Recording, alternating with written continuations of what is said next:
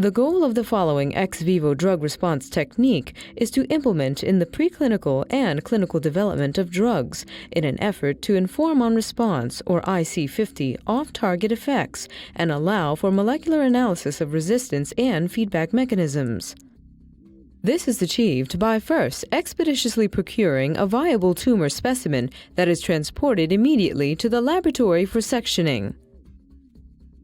Next, the tissue is embedded in agarose, sectioned, and treated with a drug of interest at therapeutically relevant doses for various durations.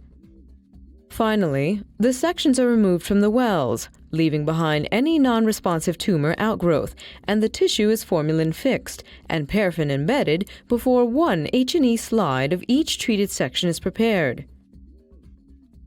Results show drug treatment response of the tumor and/or metastasis based on morphological changes of the nuclei indicative of apoptosis. IC50 determination of drug response, identity of off-target effects, and molecular analysis of resistance and feedback mechanisms of non-responsive tumor outgrowth are evaluated.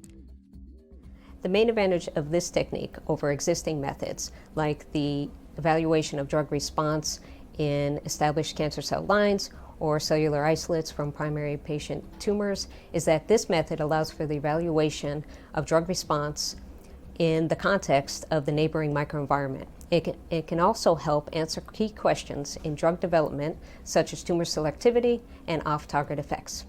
The implications of this technique extend toward drug development in the clinical setting when applied, for example, to core needle biopsies obtained from patients enrolled in clinical studies. This technique